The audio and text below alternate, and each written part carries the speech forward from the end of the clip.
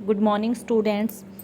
बच्चों, हमने जो हमारा वसंत भाग 3 का पाठ नंबर 5 है, चिट्ठियों की अनूठी दुनिया, इसके बारे में अध्ययन हमने पिछली कक्षा में कर लिया है और इसके कठिन शब्द और उनके अर्थ भी हम कर चुके हैं। आज हम इसका प्रश्न अभ्यास करेंगे और ये जो पाठ है चिट्ठियों की अनूठी दुनिया, इसके लेखक हैं अरविंद कुमार सिंह और इस पाठ में पत्रों के बारे में बताया गया है कि पत्र कैसे हमारे जीवन का एक अहम हिस्सा बन चुके हैं, यानी बने थे और अब इनकी जगह जो है किसने ले ली है। तो पहला क्वेश्चन है कि पत्र जैसा संतोष फ़ोन या एसएमएस का संदेश क्यों नहीं दे सकता। तो इसका जो उत्तर है वह है कि पत्र जैसा संतोष फ़ोन या एसएमएस का संदेश नहीं दे सकता, क्योंकि फ़ोन जो है एसएमएस द्वारा केवल कामकाजी बातों को हम संक्षिप्त छोटे रूप से व्यक्त कर सकते हैं, लेकिन पत्रों के द्वारा जो है हम अपने मन के भावों और विचारों को जो है पत्र में खुलकर व्यक्त कर सकते हैं।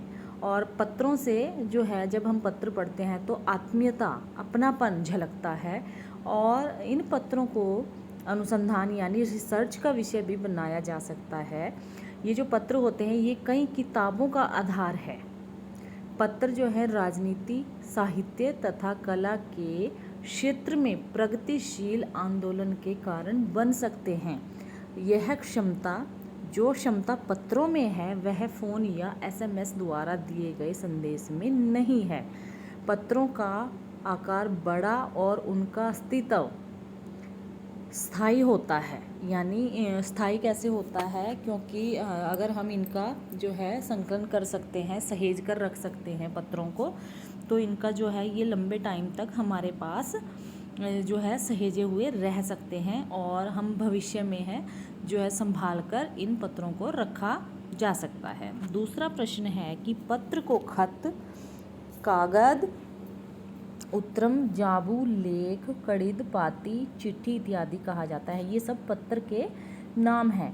तो इन शब्दों से संबंधित भाषाओं के नाम लिखिए। जो खत शब्द है वह उर्दू भाषा का शब्द है। कागज जो है वह कन्नड़ भाषा का शब्द है। उत्तरम जो है वो तेलुगु भाषा का शब्द है। मतलब है ये सारे पत्र के पर्यायवाची, लेकिन अलग अलग भाषाओं से संबंधित हैं। जाबू को तेलुगु, लेख को भी तेलुगु में, और कड़िद जो है वो तमिल का शब्द है। पाती जो है हिंदी का शब्द है। चिट्ठी जो शब्द है वो हिंदी का शब्द है। और पत्र जो शब्द है शुद्ध साहित्यिक हिंदी यानी संस्कृत का शब्द है। तीसरा प्रश्न है कि पत्र लेखन की कला के विकास के लिए क्या क्या प्रयास हुए हैं, चिट्ठियों की अनूठी दुनिया के आधार पर बताएं। तो इस पाठ में हमने बहुत कुछ जाना है पत्रों के बारे में कि पत्र लेखन की कला को विकसित करने के लिए दुनिया के जितने भी देश हैं उन्होंने क्या किया, अपने पाठ्यक्रमों में पत्र लेखन का विषय शामिल किया। जैसे आपकी जो है 8th की क्लास है उसमें भी आपकी जब ग्रामर की हमारी एक पुस्तक है उसमें पत्र लेखन का हमारा एक टॉपिक है। और विश्व डाक संघ की ओर से सन 1972 से 16 वर्ष से कम आयु वर्ग के बच्चों के लिए पत्र लेखन प्रतियोगिताएं आयोजित करने का कार्यक्रम भी जो है विश्व डाक संघ ने शुरू किया है। चौथा प्रश्न है कि पत्र धरोहर हो सकते हैं लेकिन एसएमएस क्यों नहीं। तर्क सहित अपना विचार लिखिए। चिट्ठियों की अनूठी दुनिया पाठ के आधार पर बताइए।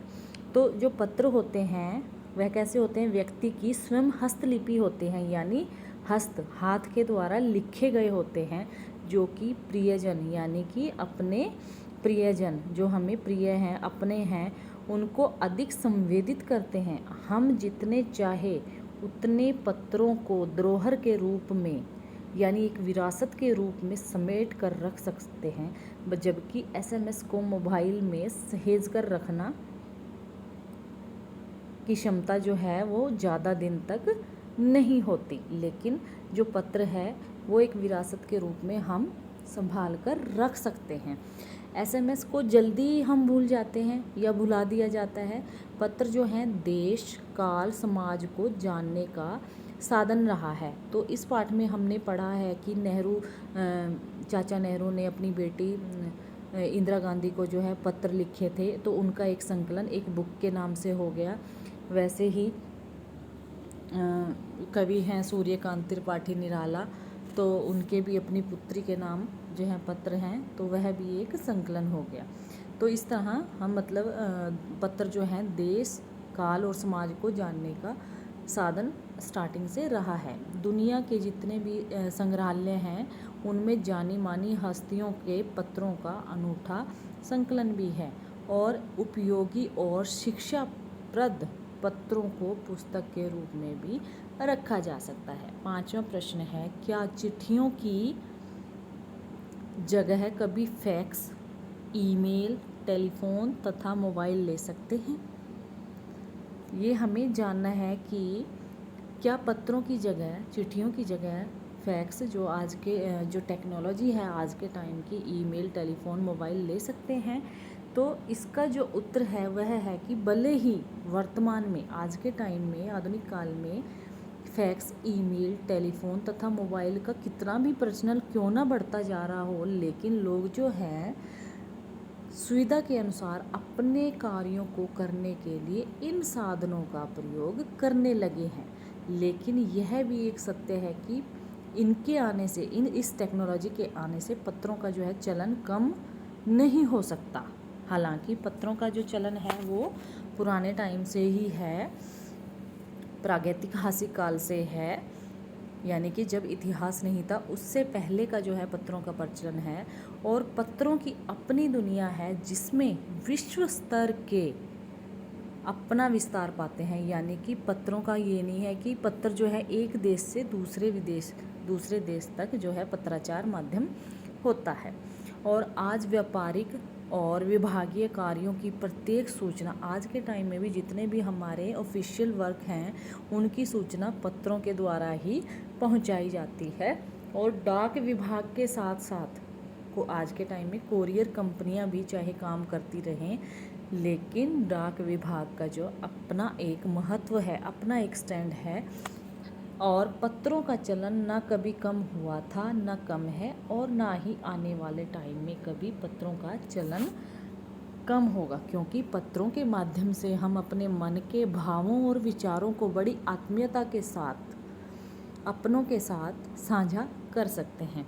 तो बच्चों, ये सब प्रश्न उत्तर आपने अपनी नोटबुक्स में अच्छे से सुंदर सुंदर लिखाई में लिखने हैं। और शब्दार्थ मैं आपको पहले ही भेज चुकी हूँ, तो इसके साथ ही शब्दार्थ भी आपको इसमें मेंटेन करके रखने हैं अपनी नोटबुक में। Thank you, have a nice day.